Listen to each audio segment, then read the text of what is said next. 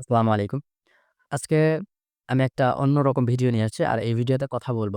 আসলে আমাকে ইনবক্সে একজন বলেছিল যে, আমি আসলে কিভাবে কনটেন্ট বানাই। আমার কনটেন্ট বানানোর স্ট্র্যাটেজিটা আসলে কেমন? আমি কি দিয়ে হচ্ছে আমার ভিডিও এডিট করি। তো এই বিষয়গুলো নিয়ে আজকের আ ভিডিওতে কথা বলব। সো দেরি না করে চলুন ভিডিওটি শুরু করা যাক। তো ১ম এ ভিডিও বানানোর জন্য আমি যেটা করি, সেটা হচ্ছে যে কনটেন্ট আইডিয়া ঠিক করি। আসলে আমি কোন টপিকটা নিয়ে কনটেন্ট বানাবো। এবং সেটা নিয়ে আমি আমি মূলত প্রত্যেকটা ভিডিও বানানোর পূর্বে যে ক্লাসগুলো করে থাকি, আমি ডিজিটাল মার্কেটিং নিয়ে কাজ শিখতেছি এবং যখন যেটার উপর ক্লাস হয় বা যখন যেটা শিখতে পারি সেটার উপর আমি বেসিক্যালি ভিডিও বানাই। তো ১ম এ আমি কনটেন্টের আইডিয়া ঠিক করি এবং সে সম্পর্কে পূর্বে কিছু জানা থাকে এবং Google এ কিছু আর্টিকেল পড়ি এবং AI থেকে কিছু হেল্প নেই। নিয়ে নিজে থেকে একটা কনটেন্ট আইডিয়া মেক করে সেটার উপর একটা স্ক্রিপ্ট লিখি। আমি চেষ্টা করি সবসময় যে আমি সবসময় চেষ্টা করি যেন আমার কনটেন্টটা সহজ হয় এবং কাজের হয়।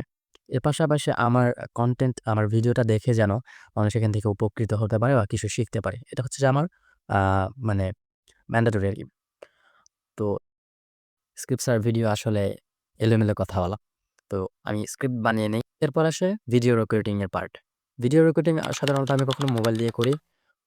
আ ভিডিও রেকর্ডিং সাধারণত আমি কখনো মোবাইল দিয়ে করি এবং মাঝে মাঝে ল্যাপটপ দিয়ে করি। ল্যাপটপ দিয়ে করলে আ নয়েজটা আসে না। যে ব্যাকগ্রাউন্ডে অন্য যে নয়েজ গুলো সেগুলো আসে না।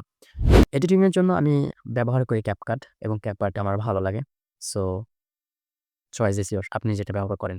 সবশেষে আমি ভিডিওটা নিজে থেকে দেখি, রিভিউ নিজে চেষ্টা করি যে সবশেষে ভিডিওটা আমি নিজে দেখি এবং ভাবি চিন্তা করি যে আসলে আমি ভিডিওটা বানাইলাম। এটা দর্শক হিসেবে আমি যদি ভিডিওটা দেখি যে দর্শক যদি এই ভিডিওটা দেখে তাদের কাছে কি ভালো লাগবে কিনা। তো এটা ছিল শর্টকাট আজকে আমার এই ভিডিও বানানোর একটা সিস্টেম। তো এই হলো আমার ভিডিও বানানোর একটা সিস্টেম। আমি এইভাবে আসলে ভিডিও বানাই। আমি আরেকটা কাজ করি সেটা হচ্ছে আমার ভিডিওটাকে অডিওতে কনভার্ট করি ১ম এ। কনভার্ট করার পর হ্যাঁ, ব্রাউজারে গিয়ে আমার ওই ভিডিওর অডিওটা নয়েজ আবার রিডাক্ট করে নেই।